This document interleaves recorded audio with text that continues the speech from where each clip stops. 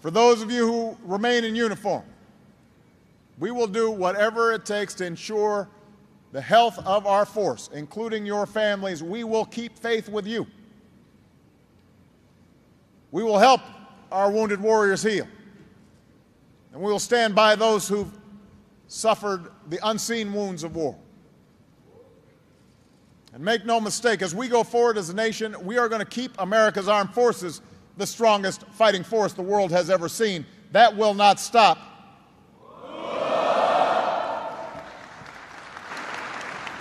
But our commitment doesn't end when you take off the uniform. You're the finest that our nation has to offer. And after years of rebuilding Iraq, we want to enlist our veterans in the work of rebuilding America. And that's why we're committed to doing everything we can to extend more opportunities to those who have served. That includes the post-9/11 GI Bill, so that you and your families can get the education that allows you to live out your dreams. That includes a national effort to put our veterans to work.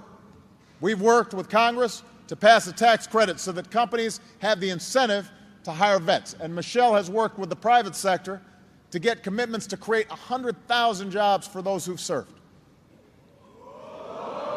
And by the way, we're doing this not just because it's the right thing to do by you, we're doing it because it's the right thing to do for America. Folks like my grandfather came back from World War II to form the backbone of this country's middle class. For our post-9/11 veterans, with your skill, with your discipline, with your leadership,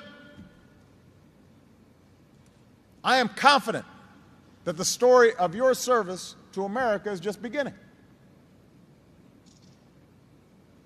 But there's something else that we owe you. As Americans, we have a responsibility to learn from your service. This country needs to learn from you.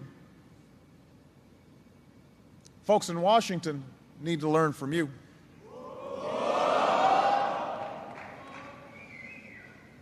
Policymakers and historians will continue to analyze the strategic lessons of Iraq. That's important to do.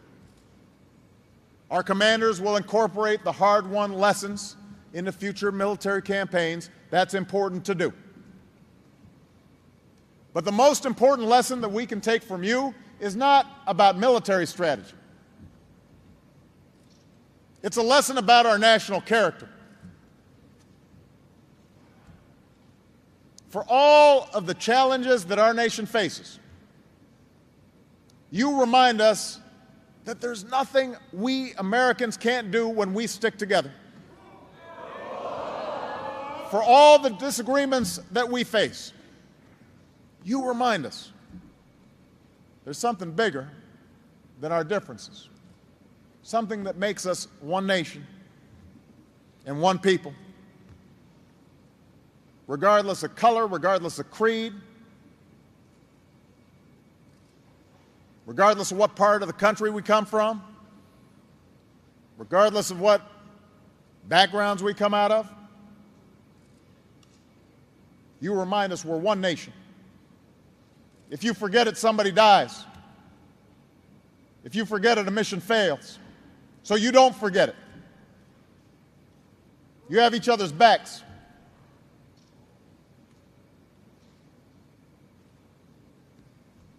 That's why you, the 9/11 generation, has earned your place in history.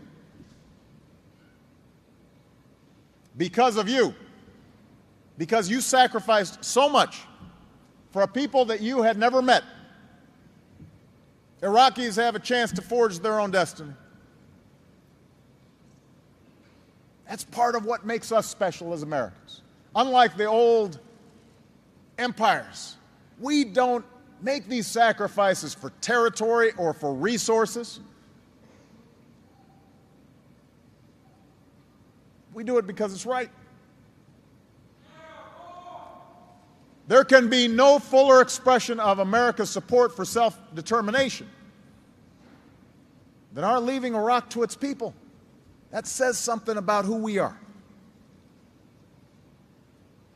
Because of you, in Afghanistan, we've broken the momentum of the Taliban.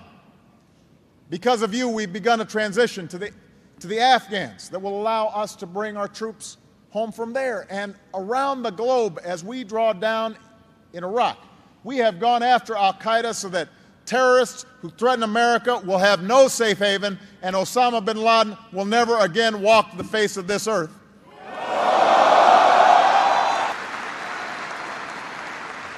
So here's what I want you to know, and here's what I want all our men and women in uniform to know.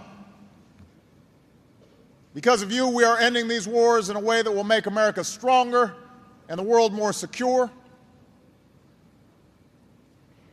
Because of you. That success was never guaranteed. Let us never forget the source of American leadership. Our commitment to the values that are written into our founding documents, and a unique willingness among nations to pay a great price for the progress of human freedom and dignity. This is who we are. That's what we do as Americans, together. Never forget that you are part of an unbroken line of heroes spanning 2 centuries. From the colonists who overthrew an empire, to your grandparents and parents who faced down fascism and communism, to you,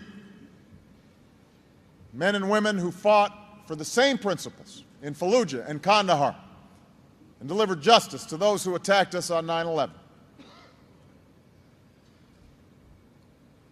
Looking back on the war that saved our Union, a great American, Oliver Wendell Holmes, once paid tribute to those who served. All of you here today have lived through the fires of war. You will be remembered for it. You will be honored for it. Always. You have done something profound with your lives. In the whispered words of admiration as you march in parades, and in the freedom of our children and our grandchildren. And in the quiet of night, you will recall that your heart was once touched by fire. You will know that you answered when your country called. You served a cause greater than yourselves. You helped forge a just and lasting peace with Iraq and among all nations. I could not be prouder of you, and America could not be prouder of you. God bless you all. God bless your families, and God bless the United States of America.